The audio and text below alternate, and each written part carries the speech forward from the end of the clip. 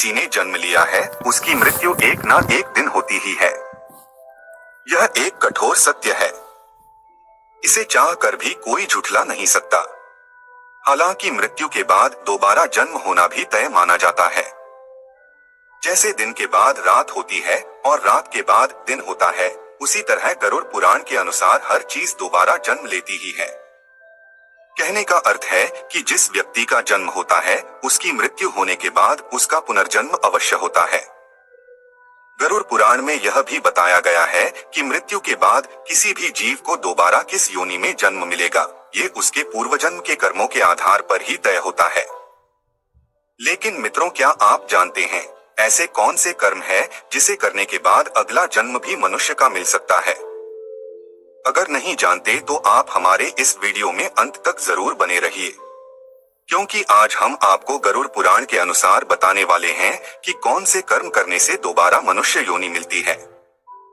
मित्रों, गरुड़ पुराण में बताया गया है कि कर्म अच्छे हो या बुरे, हर एक कर्म का फल इस संसार में रहने वाले प्रत्येक जीव को मिलना तय है। मनुष्य का अधिकार केवल कर्म करना है। फल देने का अधिकार परमात्मा के ही हाथ में है। मित्रों, इसके अलावा गरुड़ पुराण में यह भी बताया गया है कि मनुष्य अगले जन्म में किस योनि में जन्म लेगा, यह मनुष्य द्वारा किए गए कर्मों के हिसाब से ही तय होता है। आइए अब इसी बात को जान लेते हैं। मित्रों, सर्वप्रथम हम आपको यह बता दें कि इस जन्म में मनुष्य योनि मिली है तो आपका अगला जन्म भी मनुष्य योनि में ही होगा, यह तय नहीं है। गरुड़ पुराण के अनुसार जो अपने जीवन में अच्छे कर्म करते हैं, सिर्फ उन्हें ही मनुष्य जीवन की प्राप्ति होती है। यही नहीं, कुछ मनुष्य ऐसे भी होते हैं जो अपने कर्मों के कारण 84 लाख योनियों में भटकते रहते हैं और फिर अंत में उनका जन्म एक मनुष्य की योनि में होता है। मित्रों, कर्म 3 प्रकार के होते हैं: संचित कर्म, प्रारब्ध कर्म, क्रियामान कर्म। संचित कर्म हमारे पूर्व जन्मों में किए गए कर्मों का जो ढेर है, वह संचित कर्म है। प्रारब्ध कर्म उन्हीं संचित कर्मों के आधार पर आपको जो शरीर प्राप्त हुआ है और पूर्व जन्म के कर्मों में जिन कर्मों का फल इस जन्म में भोगना पड़ता है, वे प्रारब्ध कर्म कहे जाते हैं।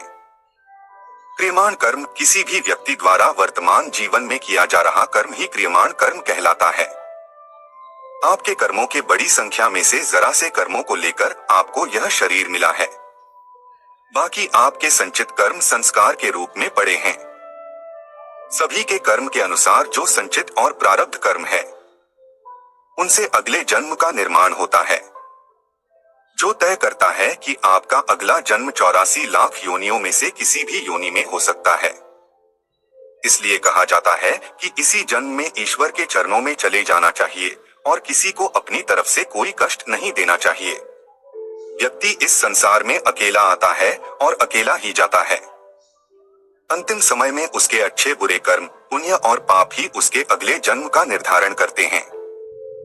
महर्षि वाल्मीकि जी आदि ग्रंथ रामायण में कहते हैं कि माता पिता, गुरु, आचार्य और ज्ञानी पंडित का कभी भी अपमान नहीं करना चाहिए और ना ही कभी उनके बारे में ऐसे विचार अपने मन में लाने चाहिए।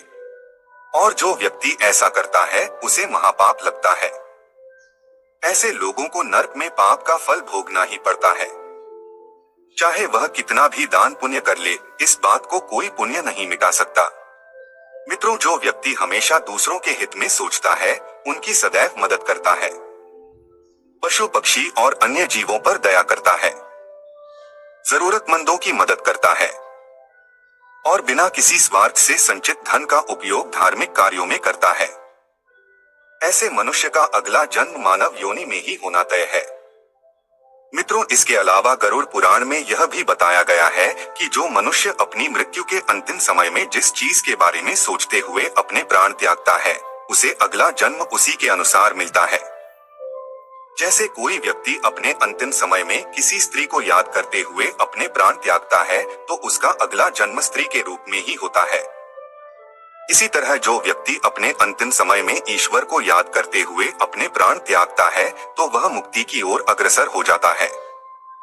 इस बात का आधार भागवत के जड़ भरत उपाख्यान में मिलता है। यदि आप वो कथा जानना चाहते हैं तो हमें कमेंट में जरूर बताएं।